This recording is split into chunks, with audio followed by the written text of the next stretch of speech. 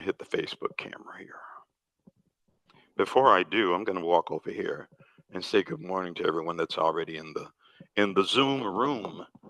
And in the Zoom room, it says this meeting is being recorded. Okay, we know. Get out of the way. Good morning, Yuda. Good morning, Dell. I'm sure there will be others. Wait a minute, let me grab the guitar and let me get seated like I've been ready all this time.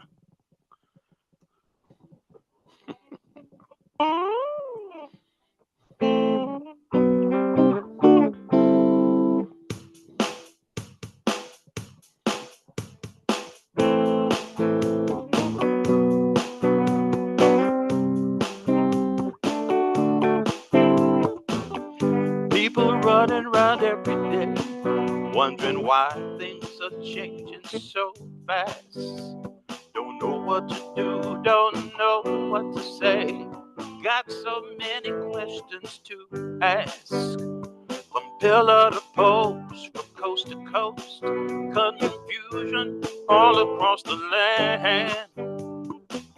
A hidden word is what I'd like to say, but tell me would you listen, my friend? And I'm so glad I know about the blessed beauty. So glad I know about the blessed beauty. I wanna praise his name. So much depression, so much aggression. What's real and who can you trust? Is the purpose of life just struggle and strife? Does it end in ashes and dust? God really cares and he hears your prayers. If you only take time to pray. If you can't find the words, you can still be heard.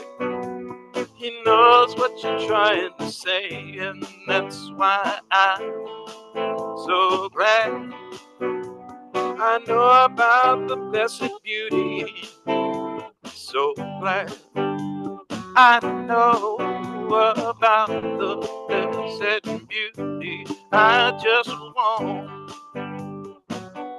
I wanna praise his name. Oh, for how long, how long,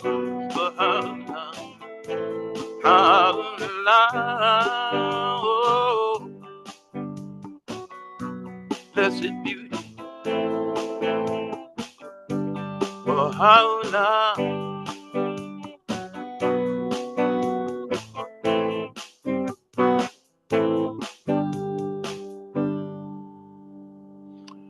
Good morning, everyone. Hello, everyone there in the our Zoom room over here, and hello, everyone over here. I'm seeing a few. I think I'm seeing a few names here. See, Daryl's not here today, so I'm going to do things that I want to do. He usually kind of keeps me in check.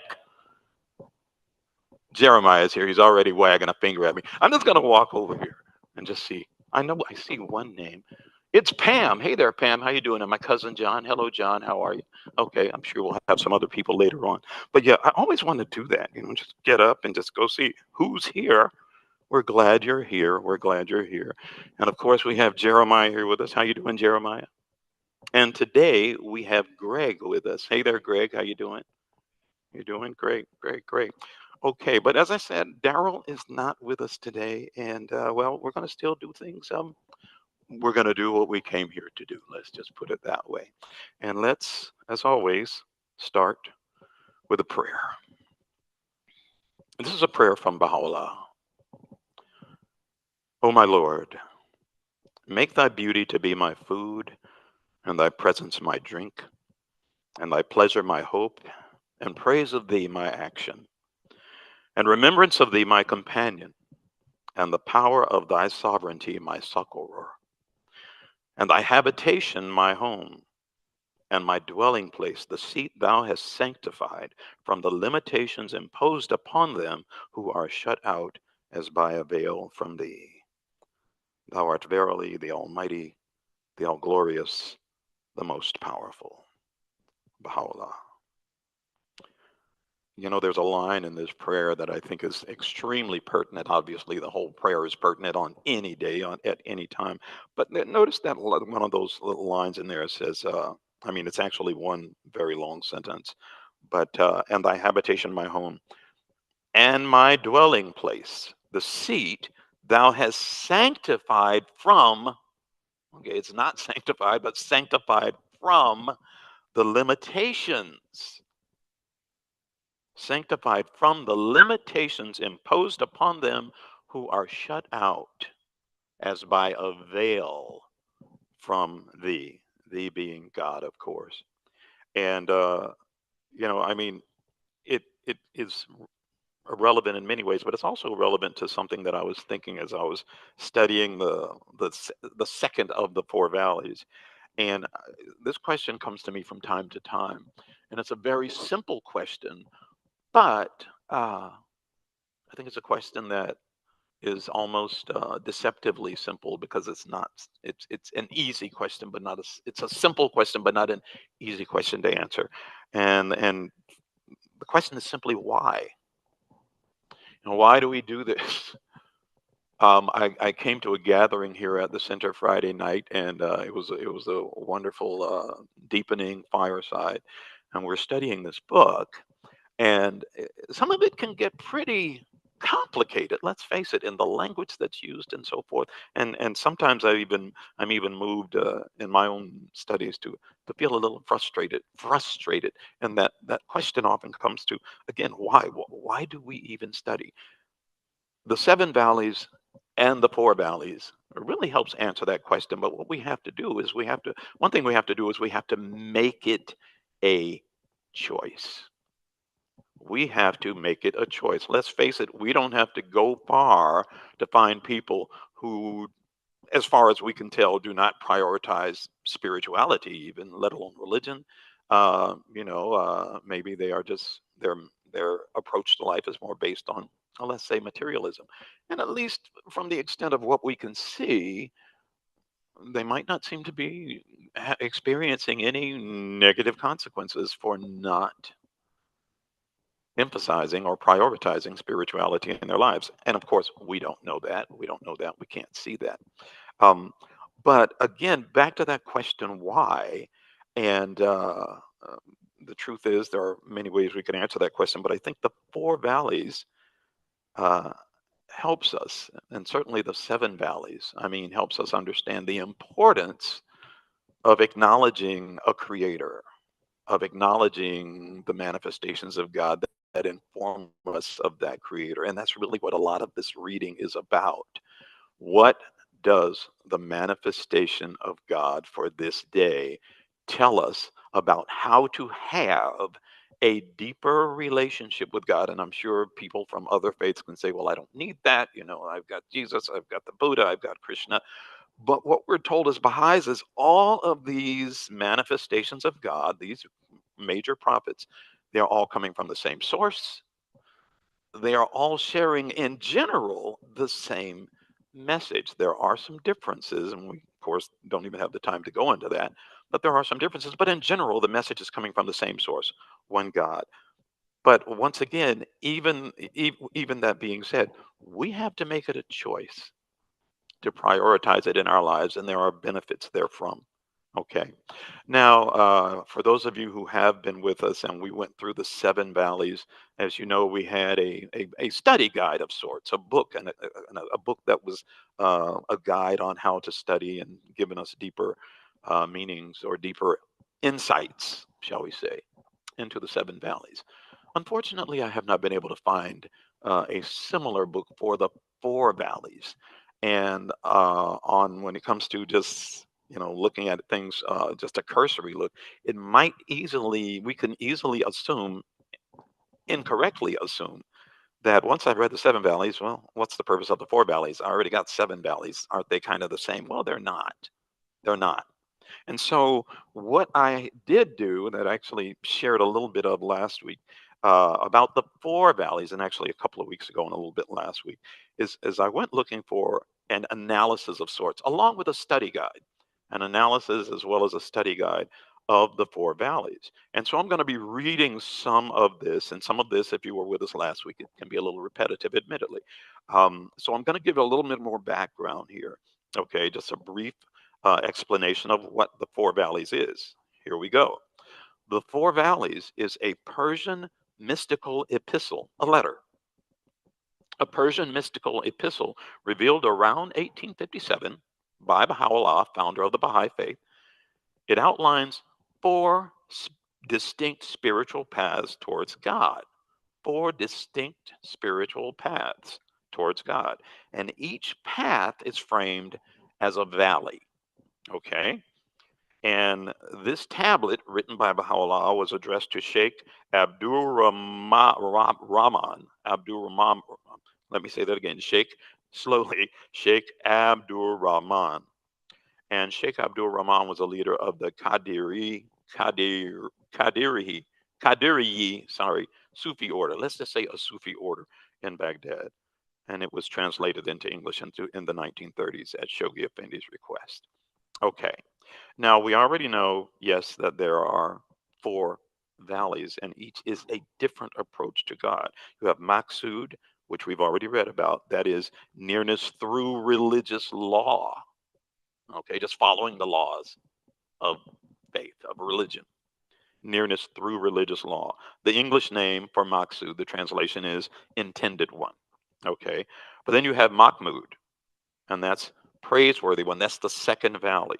And that's nearness through reason and intellect. We read about that last week. Nearness to God through reason and intellect. Kind of using our brains, our minds to try and understand God to the extent that we can. We are frequently reminded by Baha'u'llah that you can never fully understand God, and that's why we need the manifestations of God.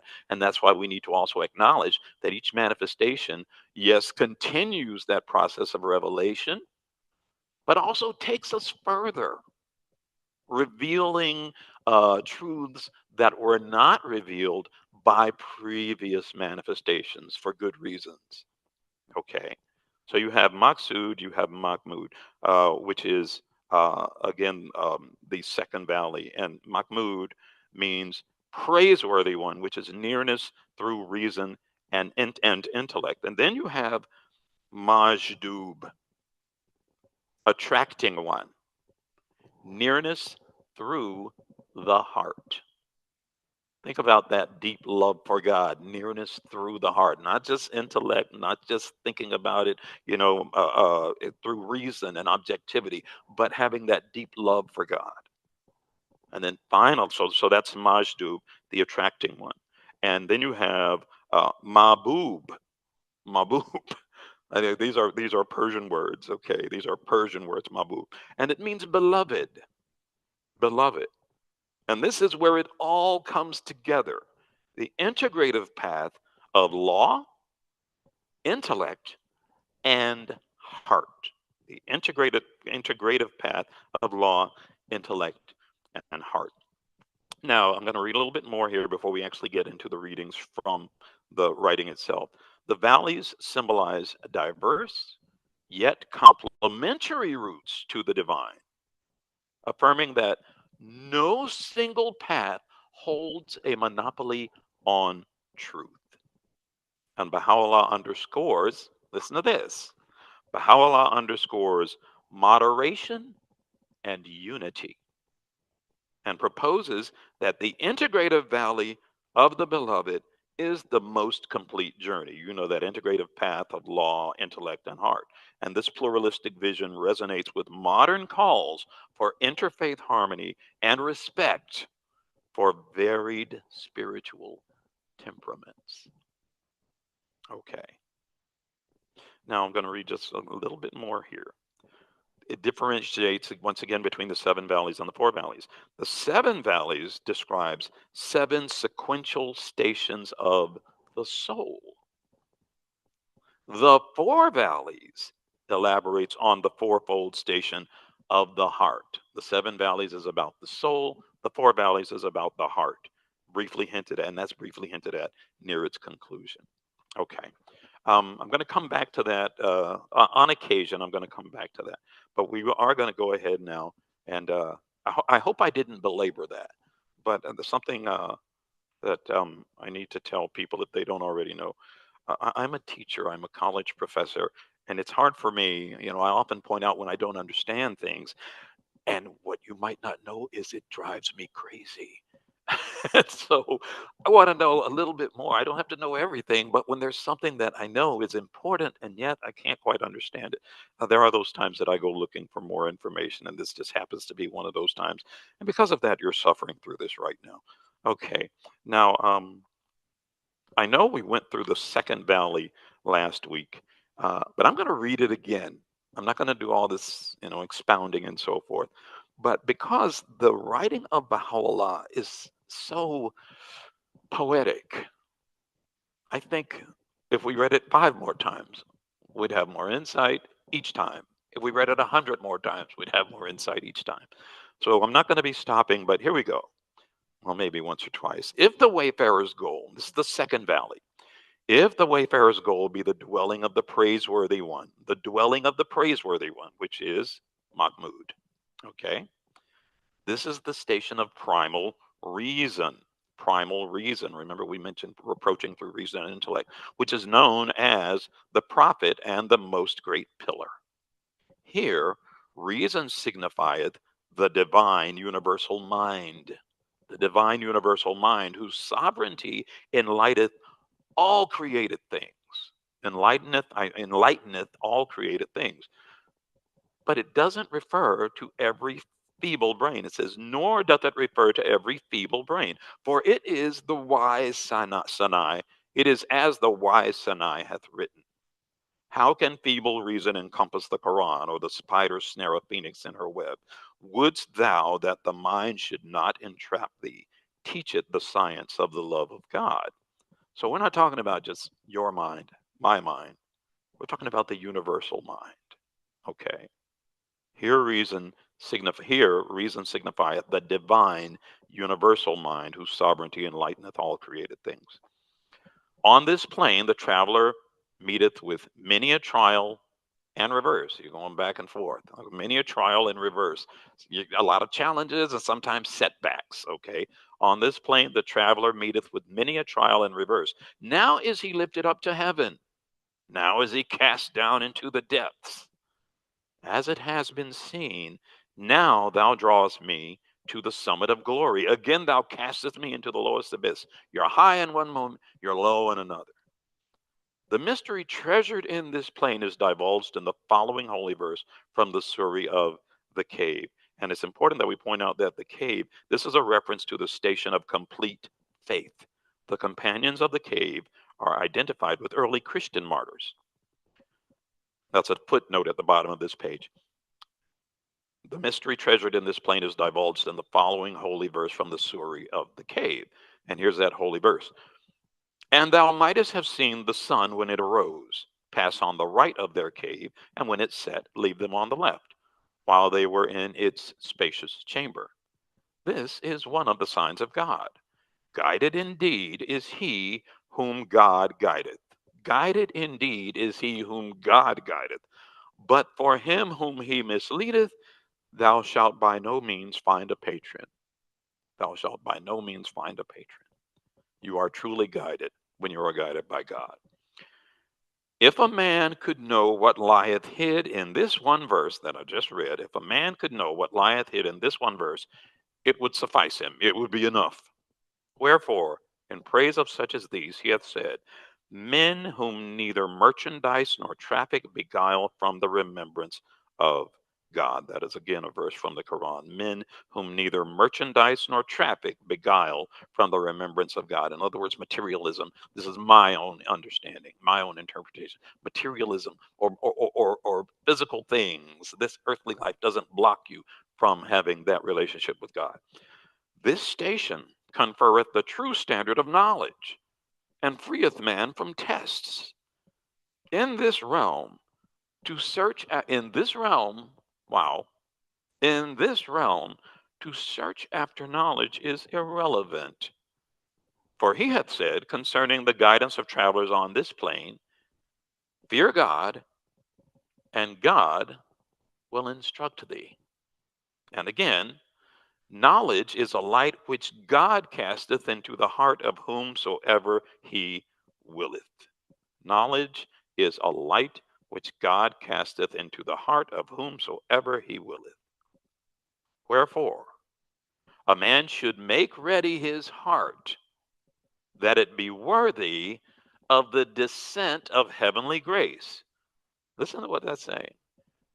Yeah, there's some prep involved. Wherefore, a man should make ready his heart, that it be worthy of the descent of heavenly grace, and that the bounteous cupbearer, that's in capitals, so that's a reference to God and or the manifestation of God, and that the bounteous cupbearer may give him to drink of the wine of bestowal from the merciful vessel. For the like of this let the travelers travail. For the like of this let the travelers travail. And much of what I just read is coming from the Quran. And then finally, in the second valley, and now do I say, verily, we are from God, and to him shall we return. So again, this is that valley that's about approaching God through our reason and intellect. And obviously, I mean, this is just me throwing in. Obviously, we all have our own limitations, some greater limitations than others when it comes to our level of reason and intellect. And we can still choose whether we want to use it or not. So let's move on to the third valley. And the third valley is Majdub, the attracting one. The English meaning is the attracting one. Surrender to the heart's love as Sufi mystics. And we have a little brief explanation down here before I actually read it. This valley pivots to the heart. From the intellect, remember, second valley, the heart, third valley. This valley pivots to the heart. The aspirant, the person who's on this journey, shall we say, the aspirant experiences overwhelming love and ecstasy in the divine presence, often to the point of a loss of self awareness. Wow. If anyone has ever experienced that, and I'm saying this 100% seriously, I would really like to hear from you. Experiencing overwhelming love and ecstasy in the divine presence, often to the point of loss of self awareness. It celebrates intuitive knowledge and passionate devotion. Think about that, intuitive knowledge beyond intellect and passionate devotion. I think I've met those people. I think on at times maybe I've been that if I was ever fortunate enough to be at that level. It celebrates intuitive knowledge and passionate devotion, maybe to the point of, and this is again me adding something, to the point of what in the Baha'i writings Baha'u'llah often mentions certitude. It's this. He also uses the word apprehension, which does not mean one meaning for apprehension is, say, nervousness or maybe doubtfulness. But apprehension can also mean a knowing. You have apprehended something, you just know. Okay, and at least in my own, my own understanding, trying to use my own understanding, it celebrates intuitive knowledge and passionate devotion, where you just feel so sure of something, you just know. Okay. And it doesn't say it's any better than, the intellect or whatever. It's a different path. Okay. So that's the end of the third. I'm sorry. That's an explanation of the third valley. Let's read a little bit of it before we go to a psalm. Here's the third valley. If the loving seekers wish to live within the precincts of the attracting one, that's that Majdub, and I hope I'm saying that word right for our Persian friends. Please correct me if I'm wrong. If the loving seekers wish to live within the precincts of the attracting one, Majdub, no soul may dwell on this kingly throne save the beauty of love. No soul may dwell on this kingly throne save the beauty of love. This realm is not to be pictured in words. He says this realm is not to be pictured in words. Maybe, I don't know, maybe it's indescribable. That's just me thinking that. And then he goes on to say poetically, love shunneth this world and that world too. In him are lunacies 70 and 2. The minstrel of love harpeth this lay. Servitude enslaveth, kingship doth betray. The Mathnavi. That sounds like something I think we referred to. It's a reference also referred to, I think, in one of the earlier valleys, or maybe it's in one of the. I think it's in one of the earlier of the seven valleys. That story of the lover seeking his beloved. So I'm going to read it again. I could be wrong about that being a reference to that. Love shunneth this world and that world too. In him are lunacies 70 and 2. The minstrel of love harpeth this lay. And I should tell you, there's a colon there. And why does that matter? Because the minstrel of love, it's saying, this is what the minstrel of love saith. The minstrel of love harpeth this lay, colon. Servitude enslaveth, kingship doth betray. To move on. This plain requireth pure affection and the bright stream of fellowship. This plain requireth pure affection and the bright stream of fellowship. In telling of these companions of the cave, he saith, they speak not till he hath spoken, and they do his bidding. And he and his are capitalized. Once again, a reference to God and or the manifestation of God. This plain require with pure affection and the bright stream of fellowship. In telling of these companions of the cave, he saith, they speak not till he hath spoken, and they do his bidding. On this plain, neither the reign of reason is sufficient, nor the authority of self. On this plane, neither the reign of reason is sufficient, nor the authority of self. Hence, one of the prophets of God hath asked, O my Lord. This is a prophet saying this. Hence, one of the prophets of God hath asked, O my Lord, how shall we reach unto thee? And the answer came, leave thyself behind and then approach me. That's certainly worth repeating. O my Lord, how shall we reach unto thee? And the answer came, leave thyself behind and then approach me. These, remember, we're in that third valley, the valley within the, well, the Majdub, okay. Um, these are a people who deem the lowest place to be one with the throne of glory. And to them, beauty's bower differeth not from the field of a battle fought in the cause of the beloved. I'll read that again. These are a people who deem the lowest place to be one with the throne of glory. The more humble they become, the lower they become. That puts them on a higher plane with the throne of glory. And to them, beauty's bower differeth not from the field of battle fought in the cause of the beloved being God. We're going to go ahead and we might have a little bit of time to come back to that. Let me set my drum machine up for the song that I've chosen today. You know what? I am not going to set the drum machine because I'm going to choose a different song because it is in line with what we're talking about. This song is actually a hidden word by Baha'u'llah, from Baha'u'llah. It's from the Arabic hidden word number 16.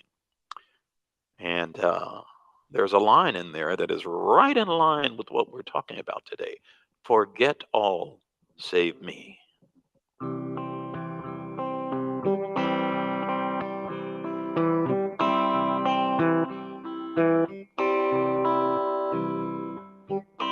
Oh, Son of Light, forget all save me and commune with my spirit This is the essence of my command. Therefore, turn unto it. O Son of Light, forget all save me and commune with my spirit. This is the essence of my command. Therefore, turn unto it. O Son of Light,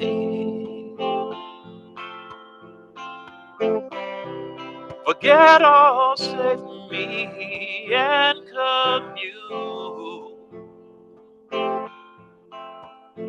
with my spirit. This is the essence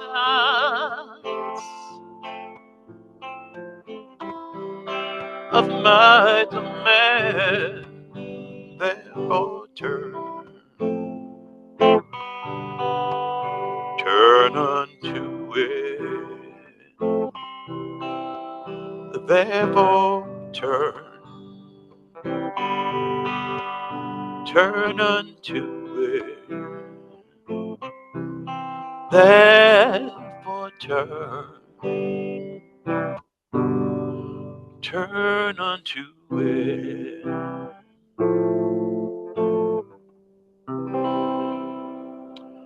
O Son of Light, forget all save me and commune with my spirit. That's one of the hidden words once again.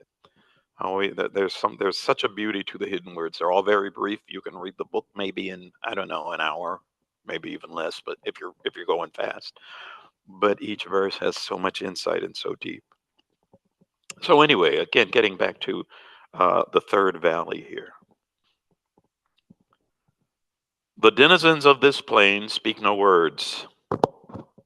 The denizens of this plain speak no words, but they gallop their chargers. They see but the inner reality of the beloved. To them, all words of sense are meaningless. Remember, we're talking about the heart here, that love that's deep in the heart. To them, all words of sense are meaningless, and senseless words are full of meaning. They cannot tell one limb from another, one part from another. To them, the mirage is the real river. To them, going away is returning. Again, that insanity of love. Wherefore hath it been said, the story of thy beauty reached the hermit's dell. This is a rather lengthy poem that we'll finish with, and I'll go ahead and read this. Wherefore hath it been said, the story of thy beauty reached the hermit's dell. Crazed, he sought the tavern where the wine they buy and sell. The tavern is capitalized. You know what we say about capitalized words in this. Crazed, he sought the tavern where the wine they buy and sell. The love of thee hath leveled down the fort of patience. The pain of thee hath firmly barred the gate of hope as well. In this realm, instruction is assuredly of no avail. The lover's teacher is the loved one's beauty. Remember, we're talking about the heart, not the mind, not the brain, not the intellect. In this realm, instruction is assuredly of no avail. The lover's teacher is the loved one's beauty, his face, their lesson, and their only book. Learning of wonderment, of longing love, their duty. Not on learned chapters and dull themes they look. The chain that binds them is his musky hair. The cyclic scheme to them is but to him a stare. Now, there's a footnote here for the cyclic scheme. It says the cyclic theory of Abu Ali Sina, as expressed by him in the quatrain, Every semblance, every shape that perisheth today is the treasure house of time, or in the treasure house of time is safely stored away. When the world revolveth to its former place, out of the invisible he draweth forth his face. I hope that's helpful. The chain that binds them is his musky hair. The cyclic scheme to them is but to him a stair. And stair in this case is like as in a staircase. Stair. Here followeth a supplication to God, the exalted, the glorified. This is a prayer that we'll end with. Here followeth a supplication to God, the exalted, the glorified. O Lord, O thou whose bounty granteth wishes, I stand before thee, all save thee forgetting. Grant that the mote of knowledge in my spirit escape desire and the lowly plain and the lowly clay. Grant that thine ancient gift, this drop of wisdom, merge with thy mighty sea. And I'm going to read that again. It's a very poetic, a very beautiful prayer. O Lord, O thou whose bounty granteth wishes, I stand before thee, all save thee forgetting, meaning I'm forgetting everything but you, Lord. Grant that the mote of knowledge in my spirit escape desire and the lowly clay. Grant that thine ancient gift, this drop of wisdom, merge with thy mighty sea. Thus do I say, there is no power or might save in God, the protector, the self-subsisting, the self-subsistent. I'm sorry, the self-subsistent. And with that, we're going to put this aside, and on Sunday, on next week, we will get to the fourth valley. Now, the fourth valley is actually quite long compared to these others, so I'm sure we won't finish next week. Um, but that being said, at this time, we always like to have a time where anyone who would like to offer up a prayer or uh, a passage of your choosing, this is that time. And is Andy with us? Okay, so we won't be having our Andy Murphy moment this morning, but anyone who would like to offer up a prayer at this time, this is that time. I And would like to. please do, please do. لبها ای جمال لبها ای حضرت کبریا این سرگشتگان گمگشتگان کوی تو است و سودایان روی تو عنایتی فرما تا قلوب جلوگاه روی تو گردد و صدور آتشکده های پرسوز انوار اسرار بر سراهر بتابد و پرتوی بینش بر بصائر زند. عین. Thank you. That was Del Neves. Thank you. Is there anyone else who would like to share? I'd like to add a prayer for unity. It's Pauline. Please, Pauline. Good morning. It's so good to see you. It's good to see you too. oh my God, unite the hearts of thy servants and reveal to them thy great purpose. May they follow thy commandments and abide in thy law. Help them, O God, in their endeavor, and grant them strength to serve thee. O God, leave them not to themselves, but guide their steps by the light of thy knowledge, and cheer their hearts by thy love. Verily thou art their helper and their Lord. Baha'u'llah. Thank you, Pauline. That's a prayer we should all be praying every day this time. This time. Yes, unite the hearts of thy servants. Thank you. Is there anyone else who would like to share? Sure, give me a minute. Please, Terry. O thou kind Lord, this dearly cherished maidservant was attracted to thee, and through reflection and discernment longed to attain thy presence and enter thy realms. With tearful eyes she fixed her gaze on the kingdom of mysteries, and many a night she spent in deep communion with thee, and many a day she lived in intimate remembrance of thee. At every morn she was mindful of thee, and at every eve she centered her thoughts upon thee. Like unto a singing nightingale, she chanted thy sacred verses, and like unto a mirror, she sought to reflect thy light. O thou forgiver of sins, open thou the way for this awakened soul, enter thy kingdom, and enable this bird, trained by thy hand, to soar in the eternal rose garden. She has a fire with longing to draw nigh unto thee. Enable her to attain thy presence.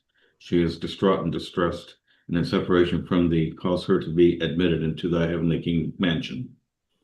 O Lord, we are sinners, but thou art the forgiver.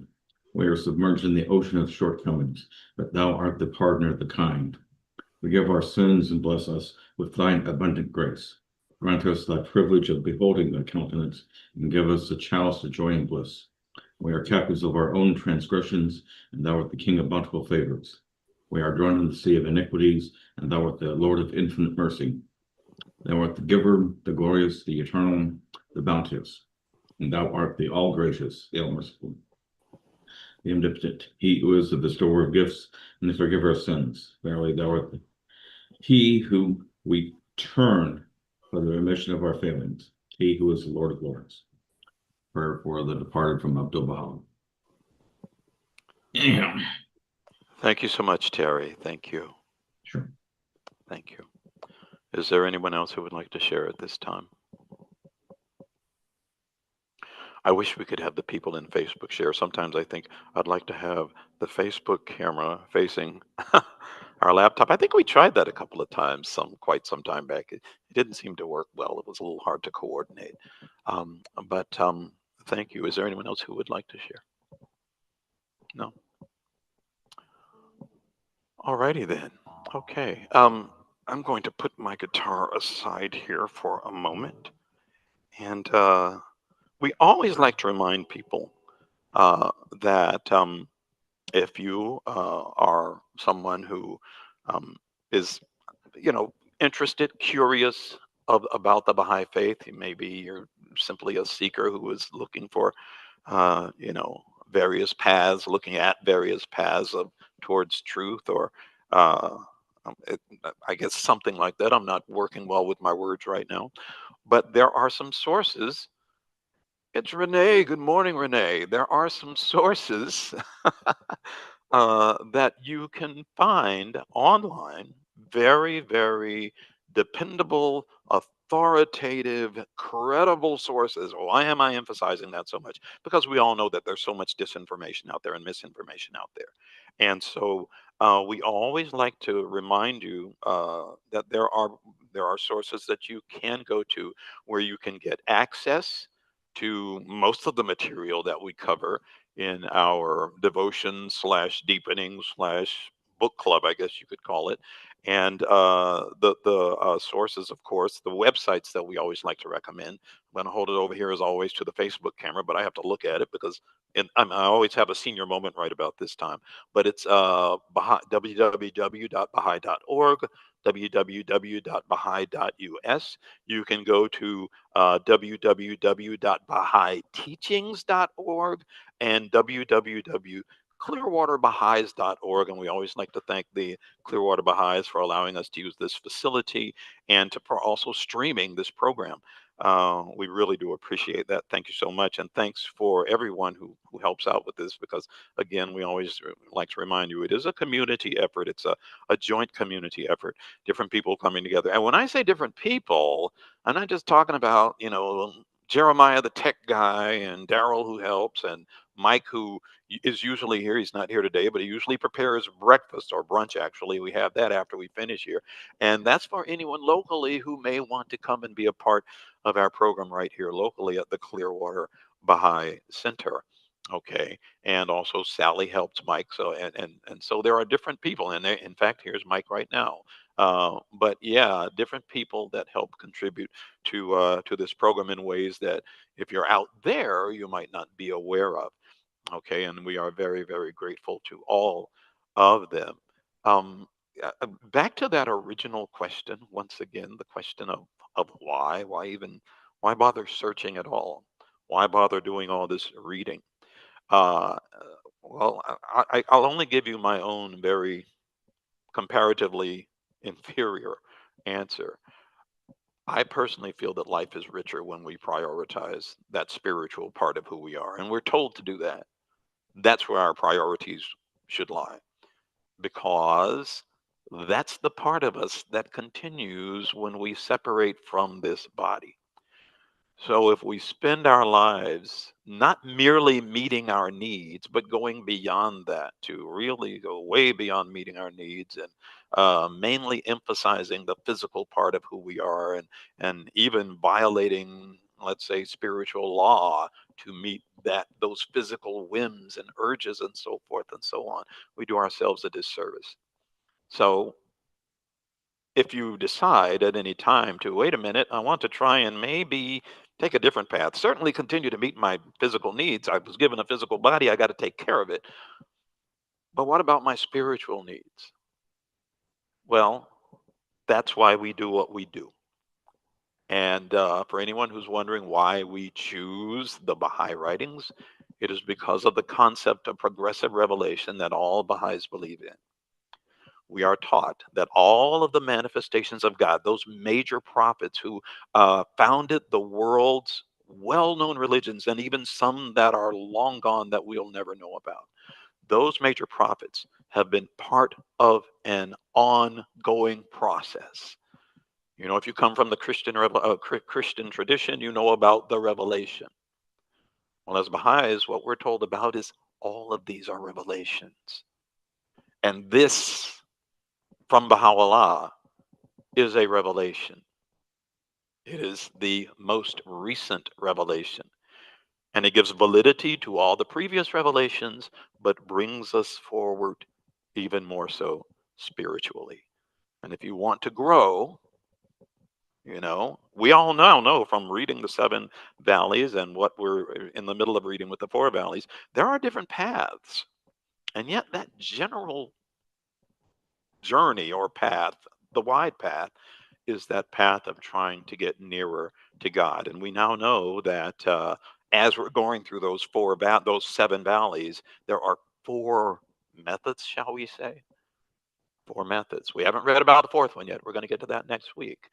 But it's important that we, again, prioritize the development of the spirit. I'm someone who I go to the gym. I know you can't tell, but I do. And I go because number one, there are various things about just the things that I like to do at the gym. I'm not a gym rat. I'm not a weight person, lifting person and so forth. But I do try to some extent, I need to do more of it, but prioritize physical health, physical development. But we also need to remember the importance of our spiritual development.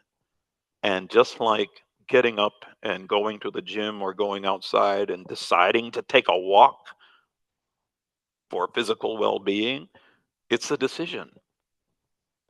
And it's a decision to prioritize our spiritual walk. It's a decision to prioritize our spiritual development.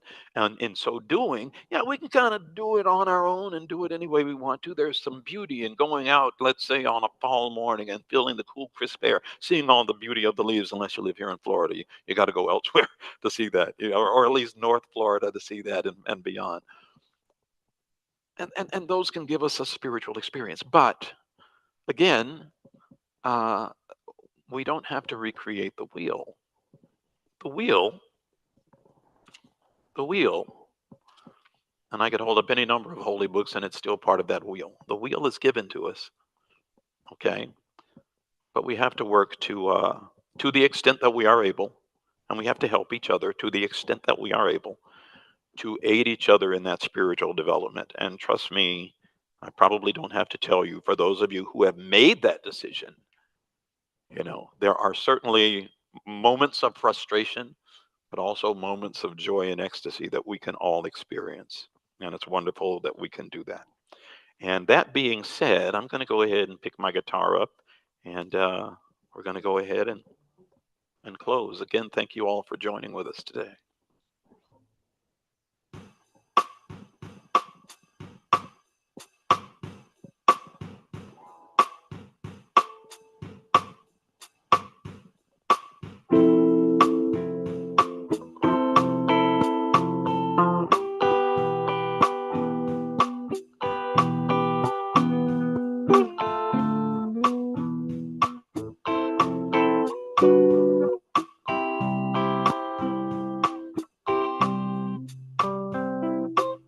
Oh, people of justice, please be people of justice.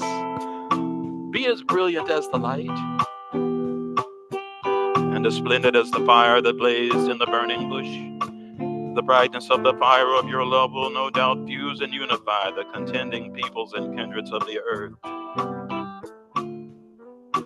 Whilst the fierceness of the flame of enmity and hatred cannot but result in strife and ruin,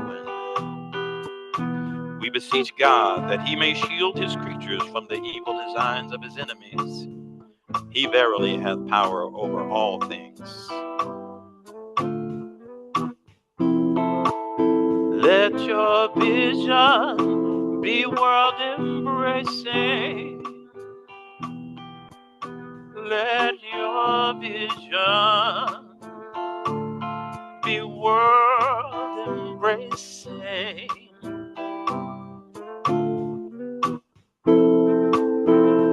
Let your vision be world embracing.